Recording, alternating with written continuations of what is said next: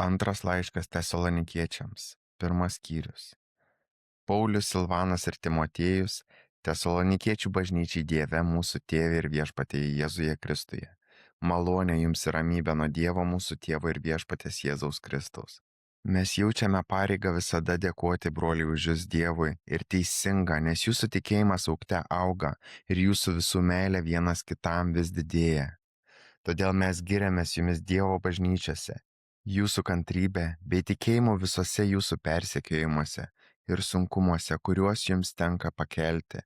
O tai ir yra teisingo Dievo teismo požymis. Jūs būsite pripažinti verti Dievo karalystės, dėl kurios ir kenčiate. Teisinga iš Dievo pusės atmokėti jūsų prispaudėjams priespaudą, o jums prispaustiesiems poilsių draugė su mumis, kai iš dangaus apsireikš Viešpats Jėzus su savo galingais angelais. Ugnies liepsnose jis nubaus tuos, kurie nepažįsta Dievo ir nepaklūsta mūsų Viešpatės Jėzaus Kristaus Evangelijai.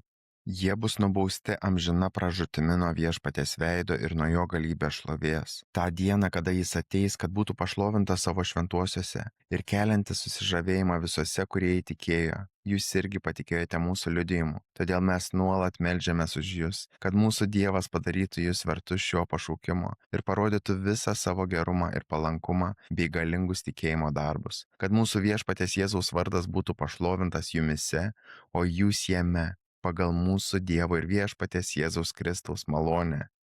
Antras skyrius. Mes prašome jūs, broliai, dėl mūsų Viešpatės Jėzaus Kristaus atėjimo ir dėl mūsų surinkimo pas jį. Nesiduokite taip greitai nukreipiami nuo sveiko proto ir įbauginami ar dvasia, ar žodžiu, ar neva mūsų parašytų laiško, esą Kristaus diena jau atėjo.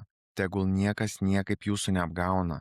Pirmiau turi ateiti atkritimas ir būti apreikštas nedorybės žmogus, pražūties sūnus, prieštarautojas, kuris išaukština save prieš visą, kas vadinama Dievu ar garbinama, ir pats sėdasi kaip Dievas Dievo šventykloje, rodydamas save esant Dievu. Ar neprisimenate, jog aš tai sakiau jums, tebebūdamas tarp jūsų? Jūsgi žinote, kas dabar jį sulaiko, kad jis būtų apreikštas savo metu. Nedorybės paslaptis jau veikia, kol bus patrauktas tas, kas jį sulaiko. Tada pasirodys nedorėlis, kurį Viešpats sunaikins savo burnos kvepimu ir sužlugdys savo atėjimo spindesiu.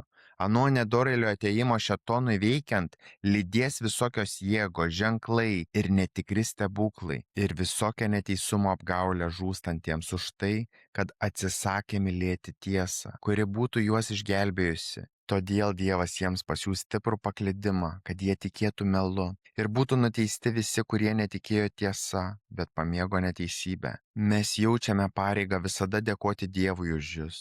Viešpatės mylimi broliai, kad Dievas jūs nuo pradžios išsirinko išgelbėjimui per dvasios pašventinimą ir tikėjimą tiesa, kuriam jis pašaukė jūs per mūsų Evangeliją, kad įgytumėte mūsų Viešpatės Jėzaus Kristaus šlovę. Todėl, broliai, tvirtai stovėkite ir laikykitės nurodymų, kurių išmokote savo žodžiais ar laišku, o pats mūsų Viešpats Jėzus Kristus ir Dievas mūsų Tėvas, kuris pamilo mus ir iš malonės suteikė mums amžiną paguodą ir gerąją viltį, te pagodžia jūsų širdis ir te sustiprina kiekvienam geram žodžiui ir darbui. Trečias skyrius.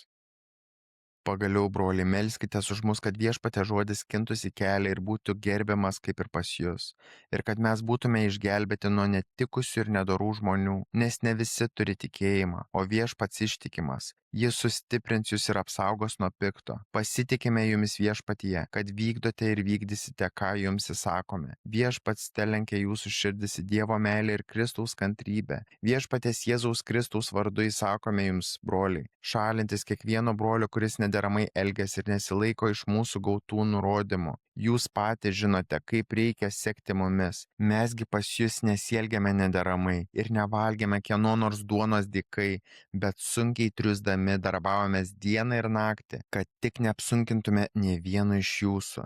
Ir ne todėl, kad neturime teisės, bet norime būti jums pavyzdžių, kad sektumėte mumis. Dar būdami pas jūs mes įsakėme, kas nenori dirbti, te nevalgo, nes mes girdime, jog kai kurie iš jūsų nederamai elgiasi, nieko nedirba, tik kišasi į svetimus reikalus. Tokiems įsakome ir juos raginame per mūsų Viešpatį Jėzų Kristų ramiai dirbti ir valgyti savo duoną. O jūs, broliai, nepailskite darę gerą, o kas nepaklustų mūsų laiško žodžiams, tokį įsidėmėkite ir nebendraukite su juo, kad susigėstų.